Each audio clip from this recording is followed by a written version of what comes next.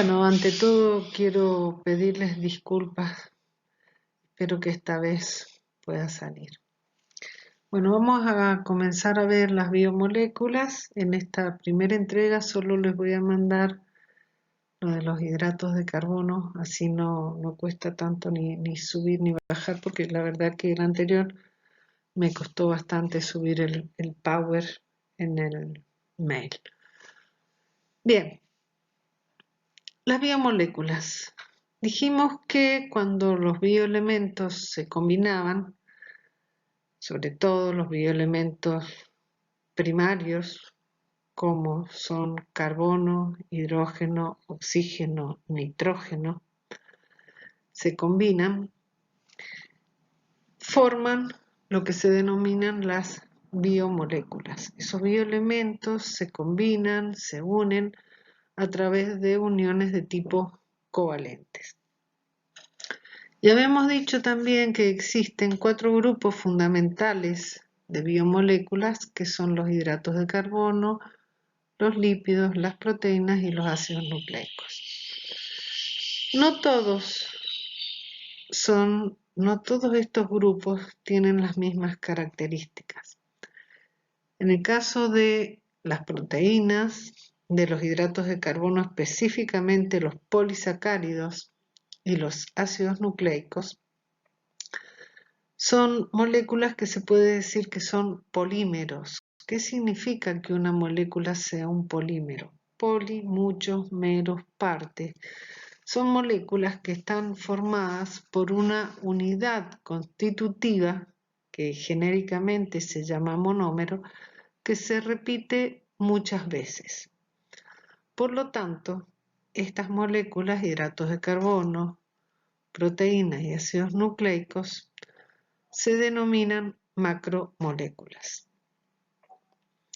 ¿Cómo se forman estas moléculas, estas biomoléculas? Dijimos que a través de reacciones de condensación para formar nuevos enlaces covalentes y así ir uniendo las diferentes partes que constituyen a estas biomoléculas. Ahora, la formación de esos enlaces requiere energía. Entonces, si estas biomoléculas están constituidas como por varias partes y en esa reacción que implicó unir esas partes, la pregunta es, ¿se pueden volver a obtener esas partes una vez que está la biomolécula? Sí, eso es a través de una reacción que se denomina de hidrólisis, con la adición de moléculas de agua. Otra cosa importante a tener en cuenta es que estas biomoléculas en el espacio presentan lo que se llaman distintas conformaciones, es decir, distintas como formas en el espacio. Y a su vez también presentan isomería, que ya vamos a ver de qué se trata.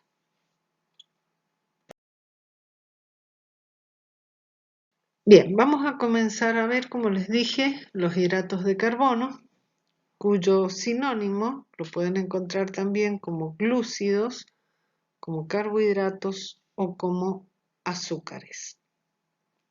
Son los compuestos de mayor abundancia en la naturaleza y esto es así debido a que los sintetizan los vegetales a partir de dióxido de carbono y agua en el proceso de fotosíntesis. ¿Qué bioelementos los constituyen? Carbono, hidrógeno, oxígeno y algunos tienen nitrógeno. Ahora, son hidratos de carbono, pero también se los puede definir desde el punto de vista químico, es decir, observando en estas moléculas, en estas fórmulas, y en esto les voy a pedir que presten atención porque esto es parte después de evaluación, el reconocimiento de los grupos funcionales. Observando los grupos funcionales que presentan, podemos definirlos químicamente a los hidratos de carbono como polihidroxialdehídos o polihidroxicetonas o sus derivados. Si son polihidroxi, sabemos que el grupo funcional oxidrilo corresponde a los alcoholes, entonces dijimos químicamente son polialcoholes, pero que además tienen un grupo funcional carbonilo. Ese que tienen ustedes ahí señalado en rojo en la molécula de glucosa, la primera molécula de la izquierda, en el carbono 1, y en el caso de la fructosa, en el carbono 2, ese es el grupo funcional carbonilo. En el primer caso, en el caso de la glucosa, es un aldehído y en el segundo caso, en el caso de la fructosa, es una cetona. Podemos decir entonces que la glucosa es un polihidroxialdehído, en tanto la fructosa una polihidroxicetona. ¿Qué son los otros compuestos que ustedes tienen ahí? El tercer compuesto dice ácido glucurónico. Si ustedes observan, los primeros 5 carbonos tienen la misma fórmula que la glucosa. Sin embargo, el carbono 6 tiene el grupo funcional carboxilo. Es decir, que esa función alcohólica que teníamos en la glucosa ahora ha pasado a ser una función carboxilo. Es un compuesto derivado. Este es un compuesto más oxidado que la glucosa. Y en el caso del último compuesto, la N-acetil-D-glucosamina, bueno, ahí ustedes pueden observar, podemos mencionar dos cosas. Primero, que la representación que tenemos, eso es una glucosa modificada, y la representación que tenemos de esa fórmula química no es exactamente igual que las otras que hemos presentado, que las otras 3. Vemos que esta es una molécula cíclica. En realidad, se ha observado que cuando estas moléculas de los monosacáridos de 5 o 6 átomos de carbono se encuentran en un medio acuoso, se ciclan y por lo tanto forman este tipo de estructuras. Entonces ustedes los van a encontrar representados de estas dos y hasta por ahí de una tercera manera, que ya vamos a ver cuál es la otra en algunas filminas más adelante. Si ustedes observan esa glucosa modificada, tiene ahí un grupo amino, es decir, un NH2, pero en uno de los hidrógenos del nitrógeno se reemplazó por un grupo acetilo, que es ese CO2 unido a un CH3, perdón, CO, no CO2, CO unido a un carbono hidrógeno 3.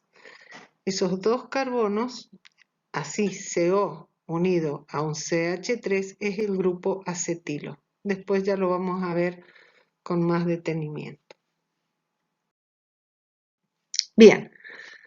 Algunas de las funciones que cumplen los hidratos de carbono fundamentalmente sirven para almacenar energía, pero también pueden cumplir funciones como intermediarios metabólicos. La glucosa, por ejemplo, cuando tiene un grupo fosfato en la posición 6, glucosa 6-fosfato, por ejemplo, es un intermediario metabólico. El gliceraldehído, la dihidroxicetona son intermediarios metabólicos. ¿Qué es un intermediario metabólico? Son compuestos a partir de los cuales surge o se llega a él a través de una vía metabólica o surge de ellos una vía metabólica. Tienen un papel en el ciclo energético, tienen función estructural, como en el caso de la celulosa, de las paredes bacterianas, en el exoesqueleto de los artrópodos, también como componentes de moléculas como el ATP, el adenosin-trifosfato, que tiene ribosa, el NAD, nicotinamida, adenina, dinucleótido, etc. También la formación de glucoconjugados, que son hidratos de carbono unidos a proteínas, lípidos, y fundamentalmente se encuentran en las membranas celulares y en la matriz extracelular. También tienen un importante papel en transmitir señales intracelulares, por ejemplo, o en la comunicación entre las células. Esto es una función de tipo informativo. Bien, en cuanto a la clasificación de los hidratos de carbono, existen varias clasificaciones. Nosotros, esta que vamos a mencionar acá, es de acuerdo a la complejidad o el número de moléculas que los constituyen. Dijimos que tanto los hidratos de carbono como las proteínas y los ácidos nucleicos podían estar constituidos por varias unidades. Entonces, cuando un hidrato de carbono está formado por una sola unidad, que se denomina en este caso monosacárido,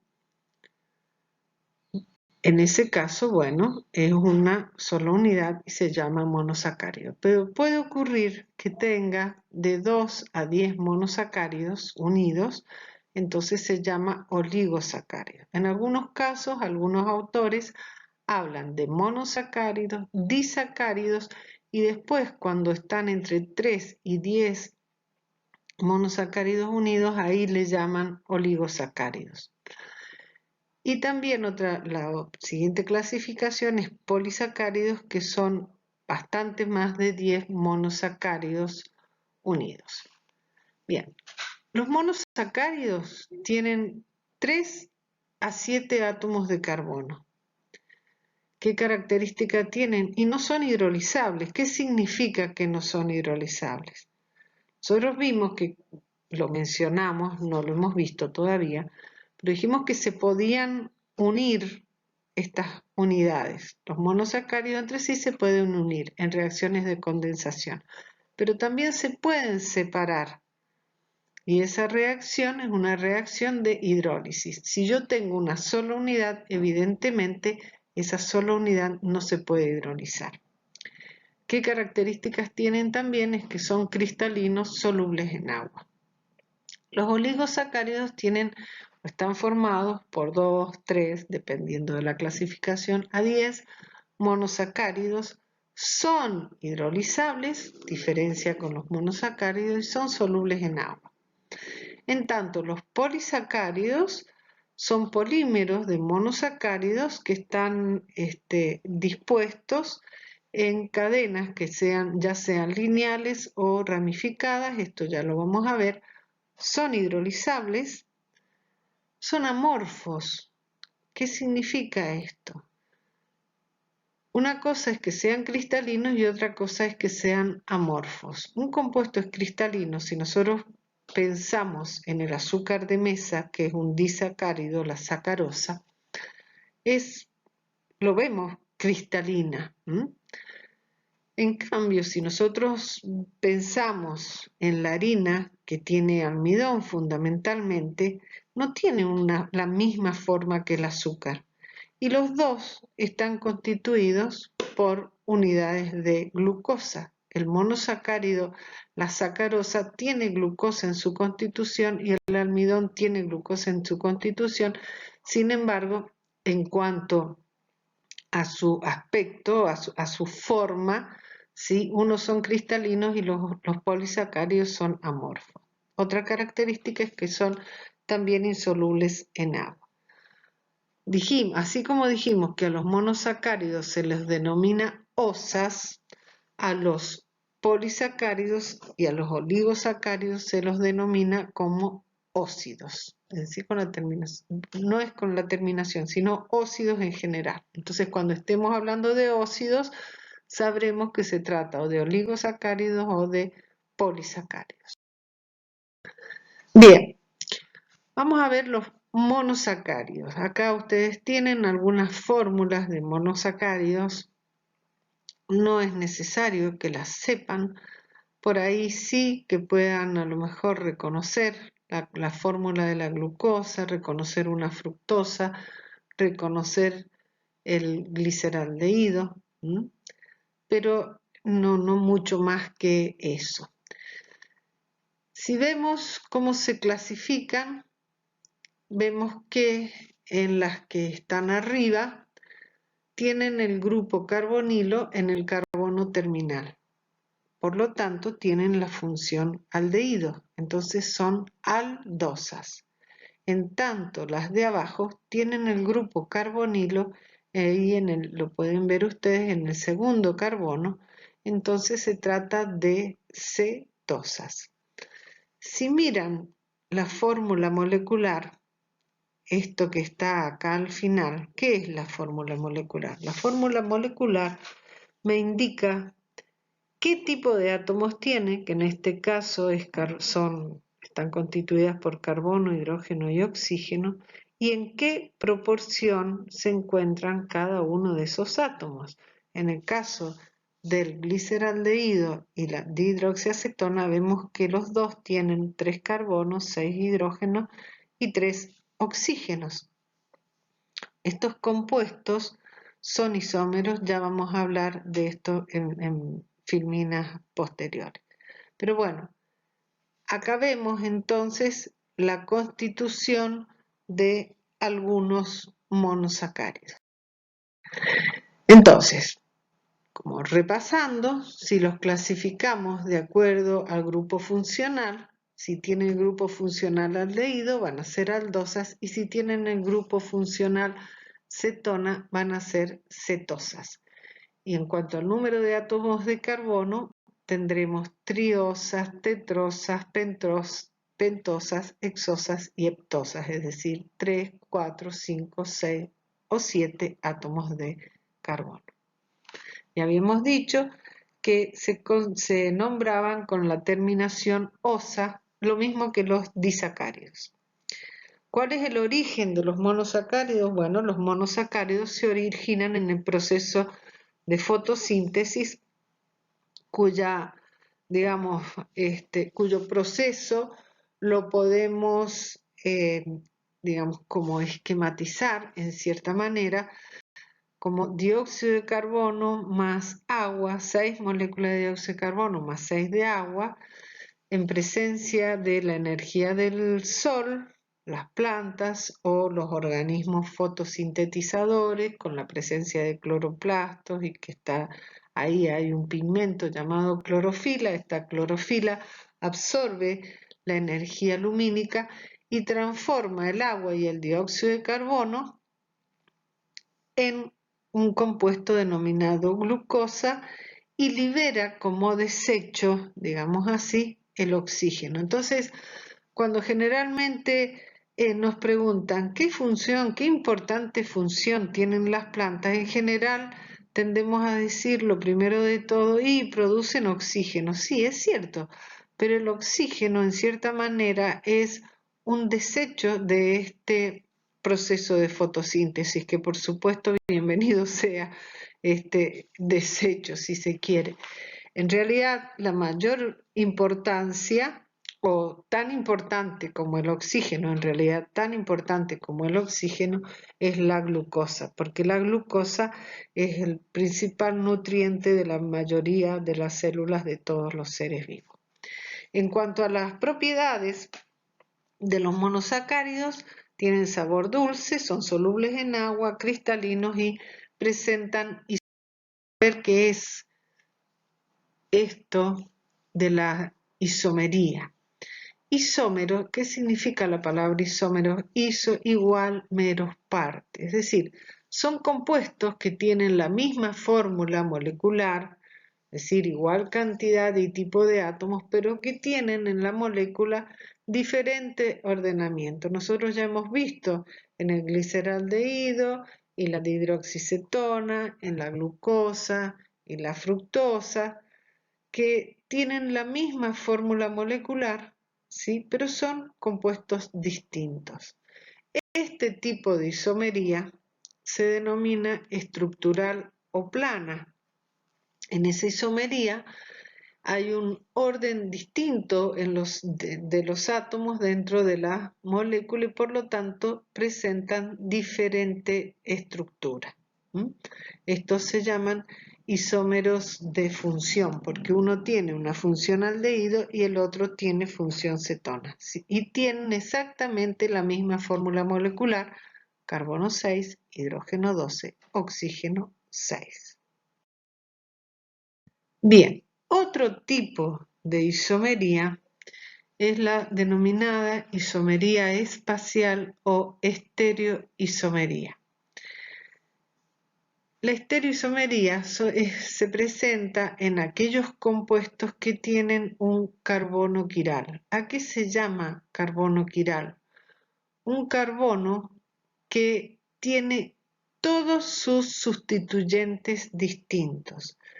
Si nosotros vemos en el carbono central de este compuesto que está representado espacialmente acá, ¿sí?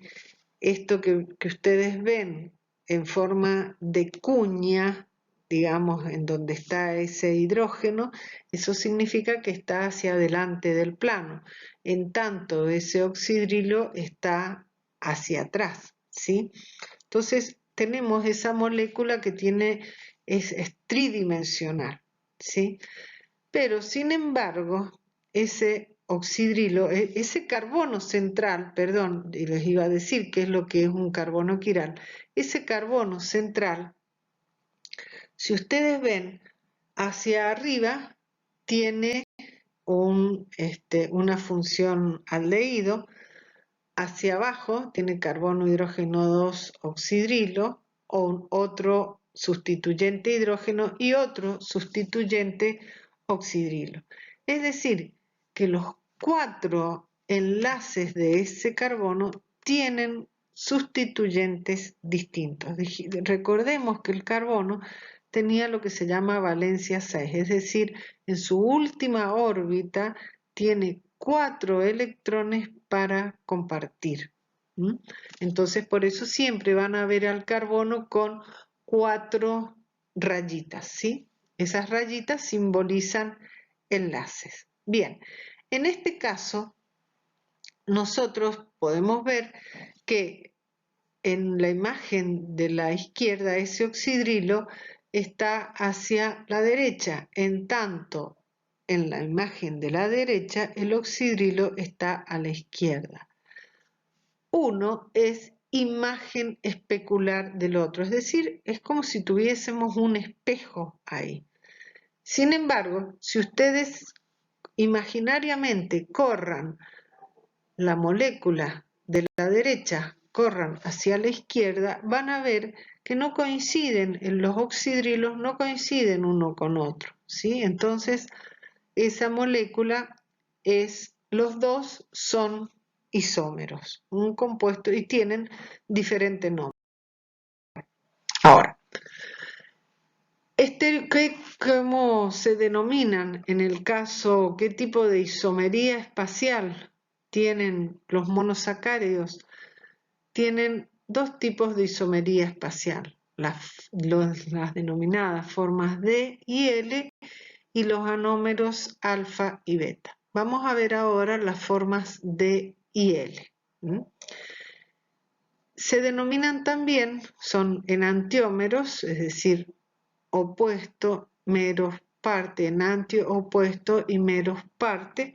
Nosotros vimos en la filmina anterior que ese oxidrilo, en ese compuesto, estaba, ¿sí? Que era era el gliceraldehído, ese oxidrilo estaba en uno hacia la derecha y en otro hacia la izquierda. Entonces, de ahí viene esto de formas D y L. También se los denomina isómeros ópticos. Y se los denomina isómeros ópticos porque tienen la capacidad, cuando están en disolución, de desviar lo que se llama lo que es la luz polarizada. La luz generalmente, bueno, la luz vibra, la luz polarizada es aquella que, la luz en general vibra en todas direcciones, pero la luz polarizada es aquella que vibra en un solo plano. Entonces, si la luz vibra, pongamos, en un plano vertical, ¿sí? ustedes imaginen algo que está verticalmente vibrando, pasa esa luz a través de una solución que tenga uno de estos compuestos ópticamente activos. Al pasar la luz a través de esa solución, esa luz que venía vibrando en una forma vertical, por ejemplo, se desvía determinada cantidad de grados y esa desviación, ese ángulo se puede medir y eso se conoce como rotación específica y es una propiedad de tipo física que presentan estos compuestos que tienen actividad óptica. Entonces, nosotros tenemos el gliceraldehído, que es este compuesto de 3 átomos de carbono, donde vemos el oxidrilo del carbono quiral, que en este caso es el carbono del centro, que tiene todos los sustituyentes distintos. Cuando el oxidrilo está hacia la derecha es la forma D y cuando está hacia la izquierda es la forma L. Entonces, D-gliceraldehído y L-gliceraldehído. Ahí tenemos un tipo de isómeros de los hidratos de carbono. Entonces, otro ejemplo, considerando para la glucosa, también tiene isómeros. Si nosotros vemos, cada uno de estos carbonos, el carbono 2, el carbono 3, el carbono 4 y el carbono 5, son carbonos quirales. Ahora, para saber si es la forma D o L, se toma el último carbono quiral considerado a partir de la función donde está el aldehído o la cetona. Y el último carbono quiral, en este caso de la glucosa, es el carbono 5. Cuando el oxidrilo del carbono 5 está hacia la derecha es la D-glucosa y cuando está hacia la izquierda es la L-glucosa. Bien, ese era un tipo, mencionamos entonces la isomería D y L. Ahora, ¿qué ocurre? Y esto es una introducción para ver la próxima isomería. ¿Qué ocurre con los hidratos de carbono cuando están en el organismo que se encuentran en un medio líquido?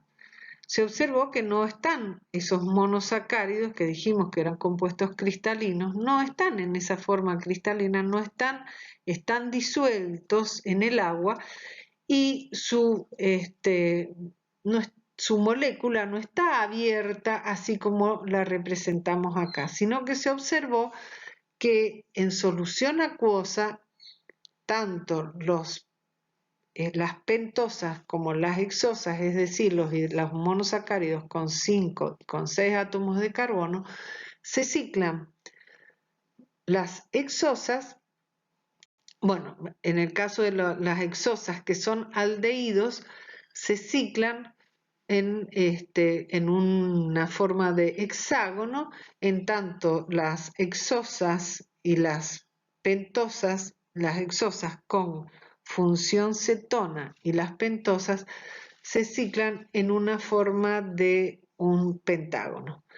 Y el nombre lo reciben en semejanza a compuestos que en la química orgánica se denominan pirano y furano. Entonces, ¿qué ocurre con ese carbono 1 en el caso de la glucosa que tenía la función aldehído? Fíjense, ustedes observan bien, ese carbono que está marcado ahí de celeste con ese oxígeno, ya no está más el oxígeno con la doble ligadura, sino que ese oxígeno está ahora ubicado hacia abajo junto con el hidrógeno y entonces aparece ahí en ese carbono 1 un nuevo carbono quiral, un nuevo centro quiral. A ese carbono que tiene ese centro quiral se lo llama carbono anomérico. En el caso de la fructosa que tenía la cetona, vemos que el carbono quiral aparece en el carbono 2, que es donde estaba el grupo carbonilo. Bien, esto hace que en este nuevo carbono quiral que se generó aparezcan dos formas isoméricas, con el oxidrilo hacia arriba o con el oxidrilo hacia abajo. Cuando el oxidrilo del carbono 1, en este caso, está hacia abajo, se llama la forma alfa, mientras que cuando el oxidrilo del carbono numérico está hacia arriba, se llama la forma beta. Y si ustedes ven los porcentajes, en el organismo se encuentra en mayor proporción, casi las 2/3 partes, en carbono con el carbono en posición beta, el oxidrilo del carbono quiral en posición beta, y en tanto una 1/3 parte, un poquito más, en posición alfa. ¿Puede pasar de forma alfa a beta? Sí, pero para eso la molécula se abre, pasa por la forma abierta y pasa al otro isómero. Este proceso se denomina mutarrotación. Ahora, el alfa y el beta tienen propiedades físicas y químicas diferentes. Yo les dije hace un ratito que habían diferentes maneras de representar la fórmula. Lo que se observó es que en realidad las moléculas estas en el espacio no se encuentran así tampoco como un hexágono propiamente dicho ni como un pentágono propiamente dicho, sino que ese hexágono en cierta manera se deforma adquiriendo la forma de una silla, digamos, tenemos que tener bastante imaginación para poder verlo esto, y esa forma sería la conformación, es decir, la forma espacial termodinámicamente más estable.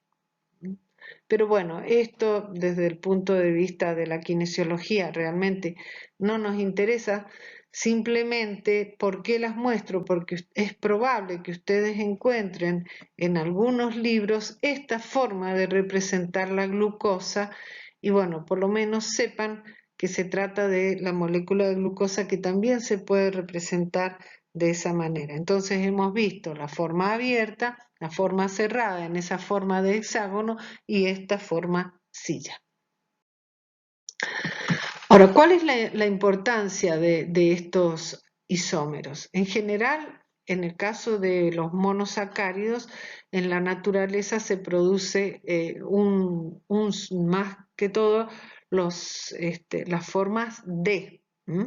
Y las enzimas son capaces de reconocer la diferencia entre las formas D y L. Entonces, las enzimas reconocen las formas D y no las formas L. Recordemos que las moléculas son materia que ocupan un espacio y por lo tanto, cuando las moléculas interaccionan entre sí, lo hacen de una forma estereoespecífica, es decir, una molécula que encaja en la otra y encaja en espacios y con formas definidas. Entonces, de ahí la importancia de la isomería, de la estereoisomería.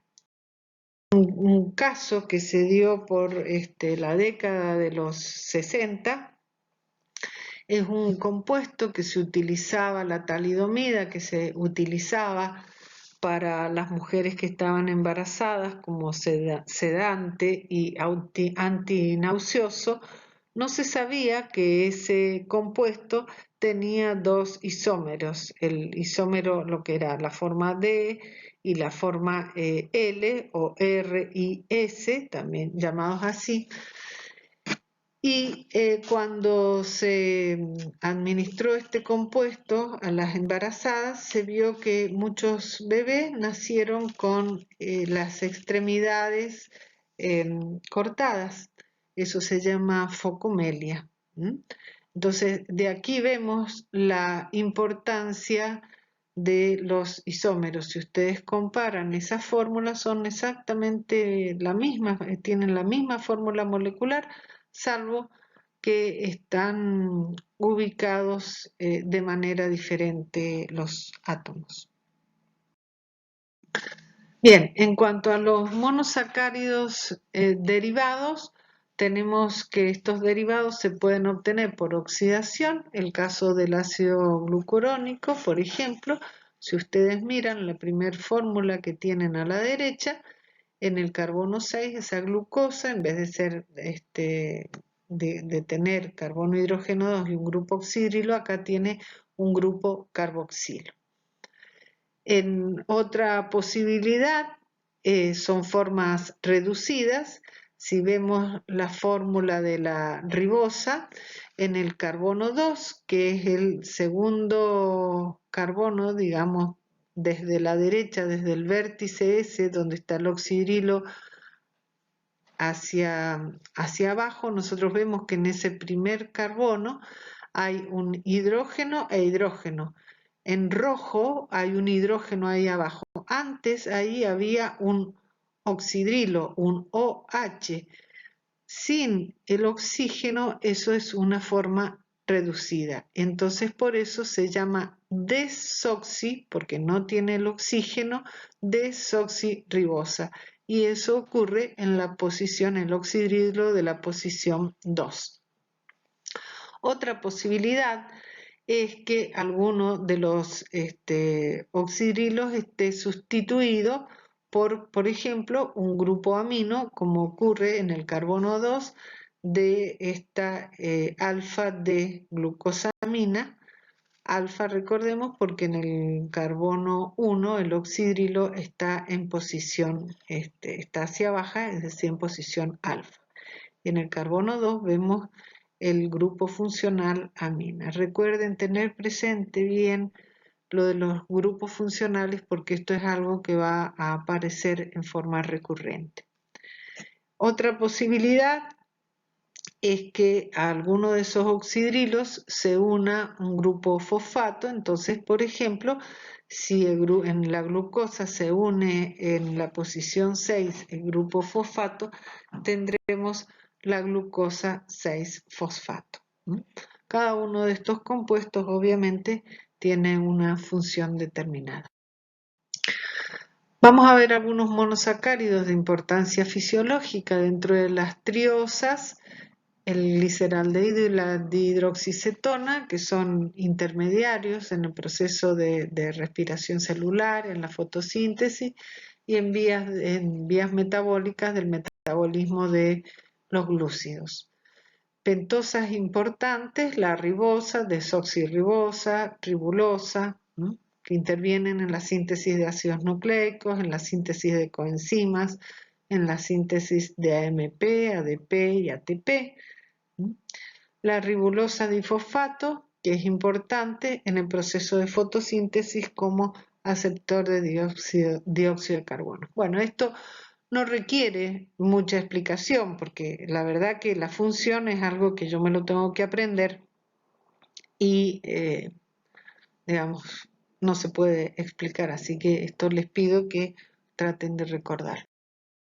Acá vemos un cuadro que tampoco lo voy a leer, ¿sí? Con las principales exosas, de dónde se obtienen, cuál es la importancia desde el punto de vista bioquímico y qué es lo que ocurre cuando están o en aumento o en deficiencia de estas moléculas.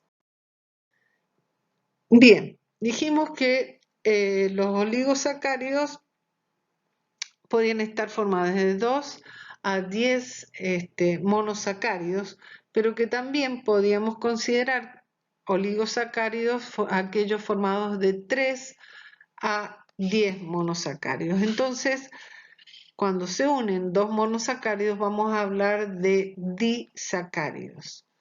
¿Cómo se forma un disacárido? Dijimos que se formaban en reacciones de condensación. Si ustedes miran la fórmula, ahí tenemos dos moléculas de glucosa. En la molécula de la izquierda, en el carbono 1, ahí tenemos un oxidrilo que está en rojo y está marcado, junto con un hidrógeno del carbono 4, del oxidrilo que está en carbono 4, de la otra molécula de glucosa de la derecha. Si ustedes ven, oxidrilo y el hidrógeno, ahí eso se forma una molécula de agua. Entonces, al irse esa molécula de agua, ahí se forma un puente oxígeno, en el que el oxígeno que quedó ahí en esa primera molécula actúa, digamos, como un puente, entonces se forma un enlace entre esas dos moléculas. Ese enlace se llama enlace O-glucosídico o casualmente porque es a través del oxígeno. Entonces, se forman por una reacción de condensación entre el oxidrilo de un carbono anomérico, que el carbono anomérico era el que tenía el grupo funcional carbonilo, en el caso de las aldosas él era el carbono 1 y en el caso de las cetosas era el carbono 2, y un oxidrilo que puede estar en cualquier posición de otro monosacárido. Entonces, vemos acá que se ha formado, al unirse las dos moléculas de glucosa, se formó la maltosa o azúcar de Malta. Ese enlace se llama enlace O-glucosídico alfa. ¿Por qué alfa? Porque el oxidrilo que participó del carbono 1 que participó estaba en posición alfa. Entonces, alfa 1, 4, porque el otro oxidrilo que participó cediendo su hidrógeno estaba en carbono 4. Entonces, enlace O-glucosídico alfa 1, 4. ¿Puede ocurrir la reacción inversa? Sí, puede ocurrir la reacción inversa. Si yo agrego agua y estoy en un laboratorio, tengo maltosa o azúcar de malta, y a esa maltosa la tengo disuelta en agua y le agrego un ácido, se produce la hidrólisis, es decir, vuelvo a obtener dos moléculas de glucosa. En el organismo eso no ocurre, digamos, como no es un medio ácido, sí ocurre, no ocurre con ácido, sino que ocurre por la acción de diversas enzimas. Entonces acá tenemos diferentes diferentes disacáridos, de dónde se los obtiene y cuál es la importancia clínica. Entonces vemos que en el caso de la lactosa está formada por una molécula de galactosa y una molécula de glucosa, unidas por enlace beta 1, 4. Es decir, en el caso de la galactosa, el oxidrilo que se fue estaba en posición, que se fue para formar el agua, ¿no es cierto? Y producir esa reacción de condensación, estaba en posición 4. Por eso ustedes ven que está hacia arriba. Y también tenemos ahí la molécula de sacarosa, que es está formada por la unión de glucosa, en posición, el oxidrilo del carbono 1 estaba en posición alfa, y se une con el hidrógeno que estaba en el carbono 2, ¿sí? Que está en posición beta. Entonces, por eso se dice que en el caso de la sacarosa es alfa 1, beta 2. Vemos ahí de dónde se obtienen cada uno de estos compuestos y cuál es su importancia clínica. Solo es posible el enlace O-glucosídico, es decir, que estos monosacáridos se unen entre ellos y nada más. No, también pueden unirse los monosacáridos a otros compuestos, por ejemplo, compuestos nitrogenados, un nitrógeno de una amina. Entonces, en este caso, también con la pérdida de una molécula de agua, si ustedes ven acá en verde, se produce la pérdida de una molécula de agua y ese enlace se denomina N-glucosídico. Bien, oligosacáridos. En el caso de los oligosacáridos están constituidos por unidades de 3 o 2 a 10 monosacáridos. Y fíjense en estos, casi siempre aparece en 1, 2, 1, 3, 1, 4, es decir, que participó el oxidrilo del carbono anomérico de carbono 1 con el oxidrilo del carbono 2 de otra molécula o del carbono 3 o del carbono 4 o del carbono 6. Esos son los más frecuentes. Una característica que tienen estos oligosacáridos es que en el espacio pueden adquirir diversas formas y estas diversas formas es lo que va a aportar una distinta función a esta molécula. Están formados estos oligosacáridos en general por azúcares complejos, es decir, derivados, como la N-acetilglucosamina, el N-acetilneuramínico o azúcares ácidos como el glucurónico, ácido glucurónico. Por lo tanto, la importancia de estos oligosacáridos es que aportan diferentes grupos funcionales a las moléculas a las que se unen, porque casualmente los oligosacáridos en general no se los encuentra así en forma libre. Bien, entonces si no se los encuentra en forma libre, ¿cómo se los encuentra? Generalmente se los encuentra unidos a proteínas y lípidos, formando lo que se conoce como glicoproteínas y glicolípidos. ¿Dónde se ubican estas glicoproteínas y glicolípidos? Fundamentalmente en la membrana celular, en la parte externa, y forman lo que se llama el glicocálix. Entonces, si ustedes ven esos redondelitos, que en realidad no son tan redondelitos, sino que son como pequeños hexágonos, ¿sí? Anaranjaditos, esos son los oligosacáridos que están unidos a los lípidos, los fosfolípidos, que están representados acá como esferitas azules, o unidos a proteínas, que son estas que están representadas en un color violeta. Constituyen entonces así las glicoproteínas y glicolípidos. Otras glicoproteínas pueden ser proteínas plasmáticas, es decir, que no solo se los encuentra en la membrana celular, sino también esos oligosacáridos pueden estar unidos a proteínas que se encuentran en el plasma o proteínas de excreción de las glándulas mucosas u hormonas o enzimas o algunas proteínas de exportación, es decir, que salen fuera de la célula. ¿Cuáles son algunas de las funciones de estos oligosacáridos? Fundamentalmente la determinación del grupo sanguíneo, intervenir en la cohesión celular, sobre todo en el proceso de división celular, evitando que cuando las células se están dividiendo se separen. Entonces estos oligosacáridos hacen que las células en división puedan mantenerse unidas. Otra importante función es el reconocimiento entre el óvulo y el espermatozoide. Actúan como antígenos tumorales también, o en la interacción entre los agentes patógenos como bacterias y virus con la célula huésped. Tienen diversas funciones.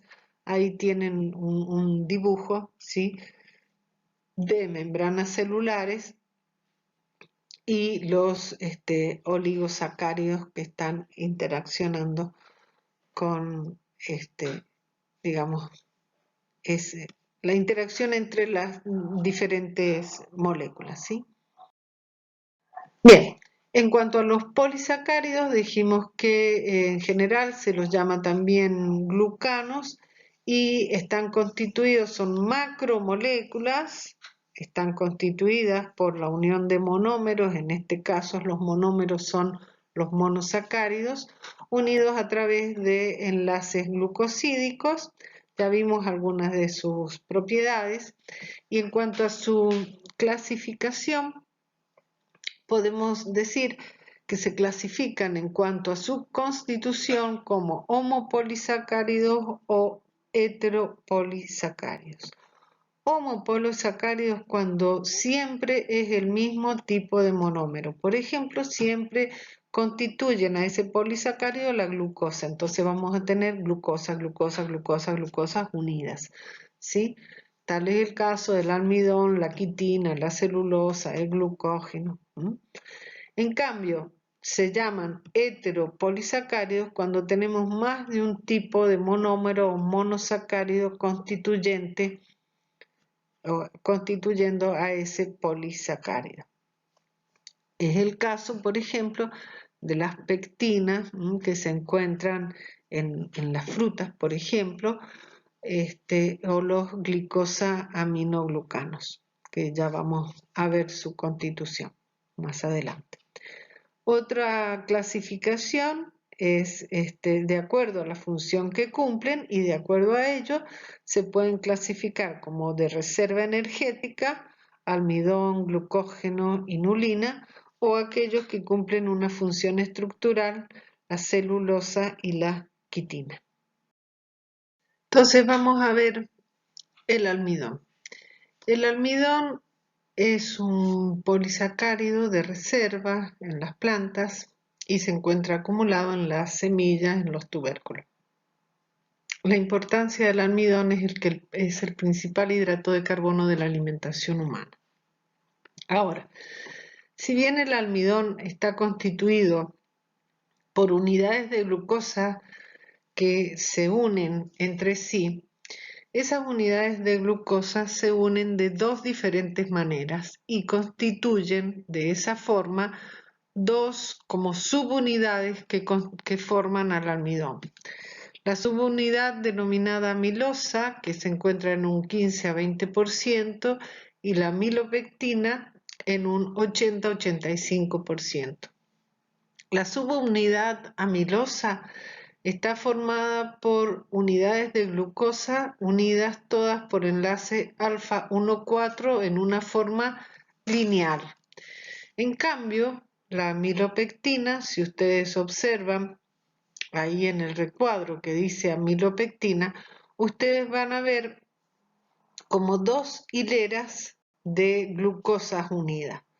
En el caso ahí de la segunda unidad de glucosa se unen a través de el oxidrilo que estaba en carbono 6, entonces se produce una ramificación de la molécula, por eso se denomina enlace alfa 1,6. Entonces la amilopectina es la parte como más ramificada del almidón. La amilosa entonces está constituida por esas largas cadenas de glucosa unidas en posición alfa 1,4, unas 1000 a 5000 unidades de glucosa, y en vez de estar así en forma lineal, en realidad en el espacio adquieren como una forma helicoidal.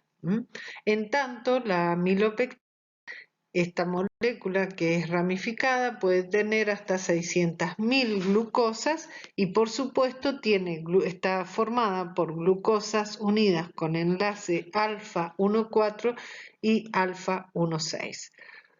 Cuando ingerimos la molécula de almidón, es degradado por las amilasas, es decir, va cortando unidades o va separando unidades de glucosas, las amilasas van separando unidades de glucosas y queda una molécula de almidón. A ver, esto entre comillas, en realidad ya no se denomina almidón, sino que la molécula esa original de almidón va siendo más pequeña y en ese caso se llama dextrina.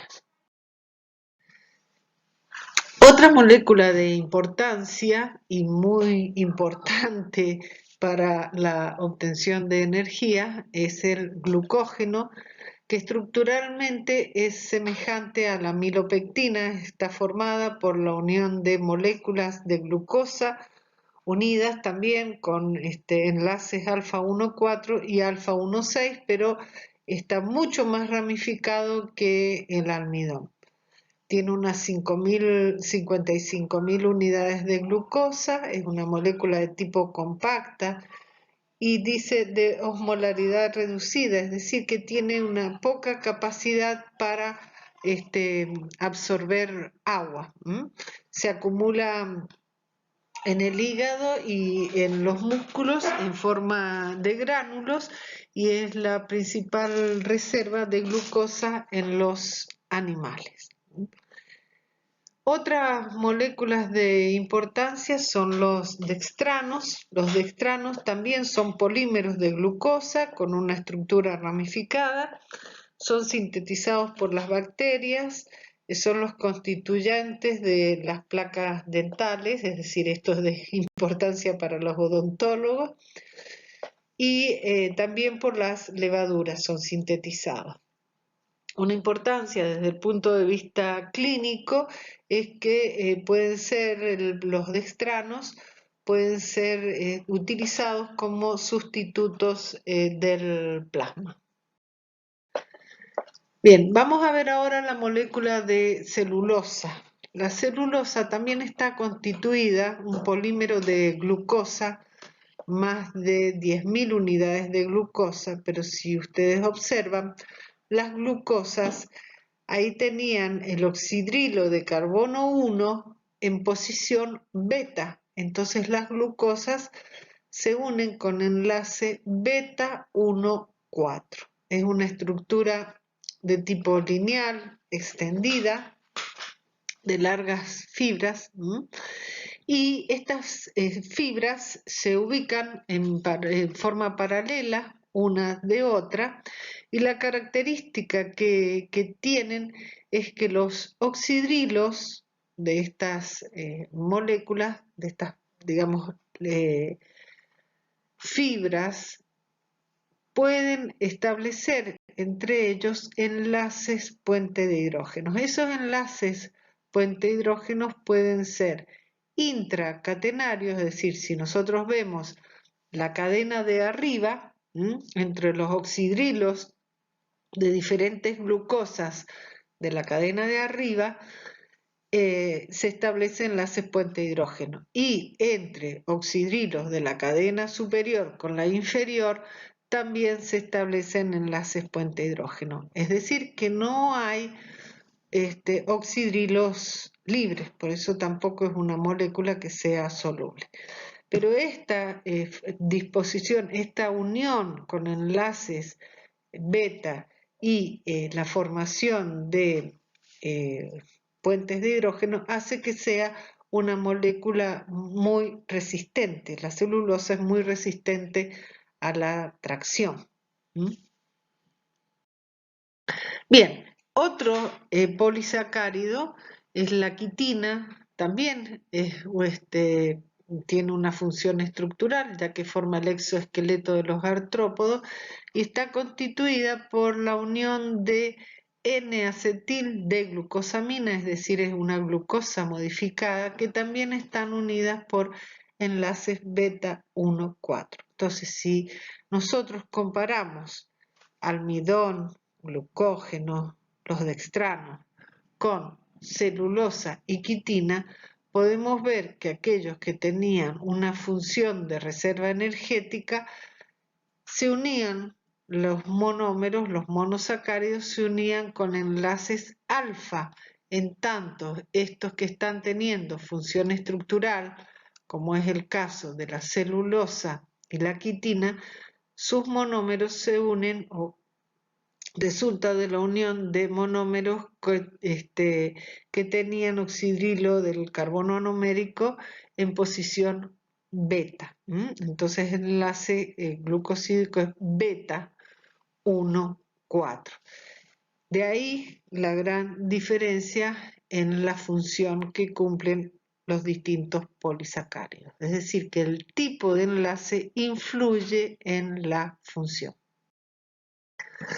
En cuanto a los heteropolisacáridos, dijimos que estaban constituidos por diferentes tipos de monosacáridos. Generalmente se tratan de monosacáridos derivados.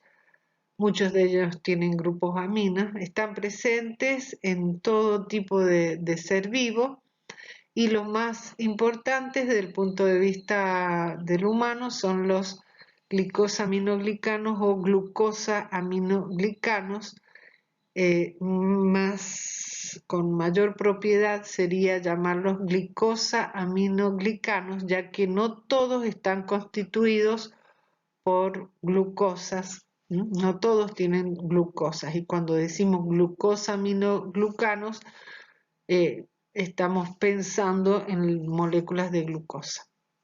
También se los denomina mucopolisacáridos. Generalmente están asociados a proteínas constituyendo lo que se llaman los proteoglicanos, y en cuanto a su función tienen una función de tipo estructural, siendo el soporte extracelular. Tienen la capacidad de reservar agua, entonces regulan el metabolismo del agua y actúan como filtros biológicos atrapando grandes estructuras, impidiendo el acceso a otros tejidos, como lubricantes biológicos, y son sitios también de enlace para factores de crecimiento. Algunos glicosaminoglucanos vemos como ejemplo el ácido hialurónico, que está constituido por ácido, el ácido glucurónico, es decir, la glucosa con un grupo carboxilo en la posición 6, que en este caso está en forma aniónica. Si ustedes ven, está ese carboxilo, le falta un hidrógeno, entonces está en forma como un ion, ¿sí? Sin su hidrógeno tiene carga negativa. Y la glucosa de la derecha es una glucosa modificada, es la N-acetil-D-glucosamina. Entonces, el glucuronato más N-acetil-D-glucosamina forman el ácido hialurónico. También algunos glucosaminoglucanos suelen tener grupos sulfatos. Son moléculas que, debido a esto que forman iones por su naturaleza polianiónica, es decir, muchos aniones, tienden a estos aniones que tienen carga negativa, tienden a rechazarse entre sí, entonces son cadenas extendidas.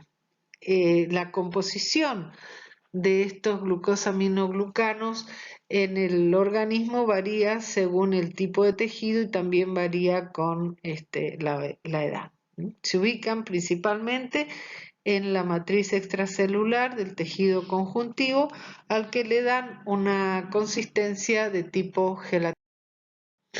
Los principales glicosaminoglucanos, simbolizados como GAG, el ácido hialurónico, que lo encontramos en la piel, cartílago, en el líquido sinovial, el condroitín 4-sulfato, fíjense, ahí tienen un grupo que tiene azufre, un grupo sulfato, unido en la posición 4,